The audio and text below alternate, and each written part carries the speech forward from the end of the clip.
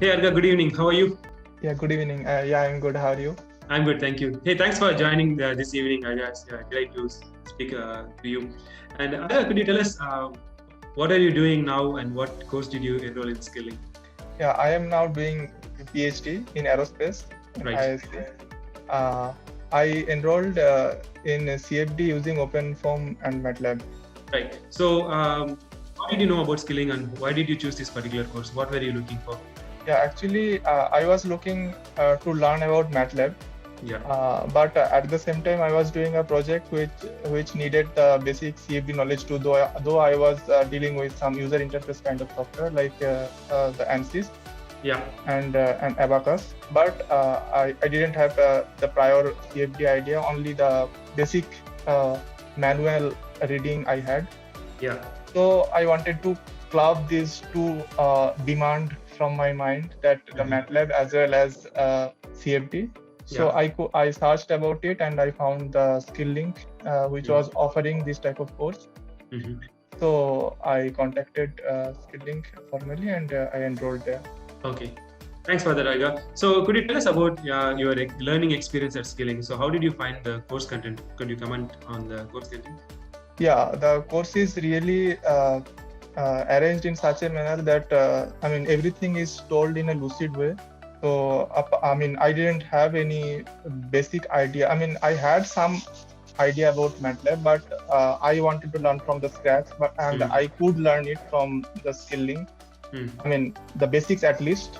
And also, if someone is I mean wants to have the hardcore CFD idea, they may not have from here, but they can have a kickstart from here, Mhm. and they go on reading afterwards. Right. Thanks for that, Ranga. So obviously you are looking for topping up your knowledge with what you have learned in college. And so what was the gap that you identified, and how did skilling course fill that gap? Yeah, actually, in our college, in our BTech college, I actually had this kind of course, but I didn't take this as an additional. I Yeah. took some other course. Uh, but later, while doing masters, I at that time also I didn't take this type of subject as my course.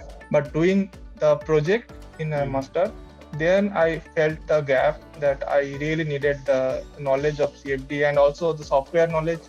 Basic coding knowledge is also needed, at least in MATLAB. Okay. So that I think it was the bridge was made by this course. It was Okay. really nice. Right. I gained some, at least some confidence after that. Right. Thanks for that, Ranga. So could you tell us about your current research? What are you researching on, and how is our course contributing to it? Yeah, my current research is yet not fixed, but it Okay. may be in aerodynamics of the Yeah. rocket stability or like that. Mhm. Uh, the currently I'm doing the coursework where MATLAB is really needed in each and every point of time. Mhm. Uh, so that I learned from there, and now the courses are much more in depth. But I Mhm. got the basic idea at least from the Skilling course. So it Right. was actually nice. Right. Thanks, Saga. So, how was the technical support for you when you were doing the course at Skilling? So, how did you Yeah, find it? technical support both for the project regards and for the issues like getting started with something and all the problems. It was good. I mean, every time I messaged or I called the person, Mhm. he responded very quickly and Mm. with very effectively. Thanks, Saga. So, you mentioned about projects. So, with the course projects that you did in Skilling, do you want to elaborate on what projects did you do and how did it help you? Yeah, that was actually an industrial project. I was doing particle simulations and all those stuff in Mm. using MATLAB and using ANSYS and Abacus. Yeah. So the both CFD and FEM idea was needed, but the CFD and FEM, the basic of these are the finite difference Mm. and how the stability works and how you should proceed further. Mm. I mean, both. Before starting the reading the manuals, you should have these kind of ideas. Yeah. Thanks, Agya. So you done your bachelor's and you did your master's, and now you are pursuing PhD. and you have also taken a few courses from Skilling. So, what would be your suggestions and or advice for anybody who wants to pursue a career in CFD? Yeah, I'm asking in regards to learning aspect.